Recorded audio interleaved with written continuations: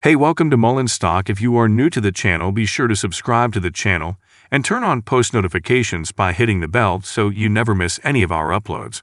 And also remember that this is not a financial advice video. So we'll focus on a few data points. How did shorts work? And what brought this spike to around $0.34? Now, let's get straight to the main issues. Mullen traded heavily at 5.2%, with 55.07 million shares. The average is 59. As I mentioned, it spiked to nearly $0.34. Cha posted that they heard Mullen was offering a conversion program for campus fans to run on the road. Brad, and they didn't say anything about it. So it's possible this is coming from Mullen, because there have been signals for some time that Cha is talking to David. There's a significant advantage to this conversion program because Brad signaled that they have a lot of inventory that isn't selling. There's low demand for campus fans other than a few universities or pilot programs. But if these campus fans can be made street legal, they could be useful. The key issue is that they need airbags. That's the main problem. But in the end, it's a very smart move. Converting inventory or using this inventory for M1 might be a good thing. Perhaps that's why there was a spike. And talking about Brad and Randy Marion, they confirmed that Mullen obtained its license today.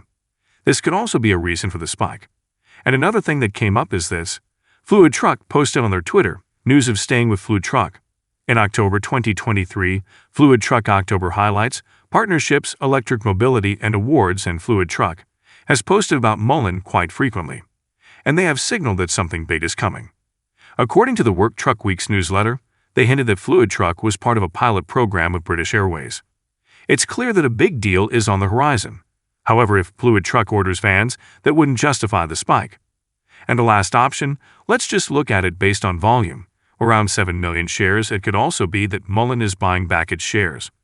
But I understand that this is mostly due to licensing. This conversion program, my opinion regarding it is that it should be examined in detail about how it works and how it can be beneficial or harmful. Regarding the options, it seems that the call volume is high, with 40,000 calls for the Friday expiry date. This suggests that people are more optimistic about it. There is also significant trading for the 50-cent strike price in today's volume. Mullen stock has seen over 30 spikes in the past few weeks, indicating that people feel something is coming, and the stock price may rise. Open interest in options has also been observed, with approximately 10,000 open interests at the 50-cent strike price, 2,000 open interest at $1, and 153 open interests at $1.50. There is also optimism for the January 19th expiry date. However, remember that option trading does not directly impact the stock price, it merely reflects sentiment. Speaking of short interest, the short score is 73. Utilization is 94.56, and shorts have shorted approximately 765,000 shares today. Overall, 28.42 million shares have been shorted, representing 16.32% of the free float. But I mentioned that about 8% has been shorted, and the reason for this will also be explained. The cost to borrow has increased slightly since yesterday, standing at 12.64%.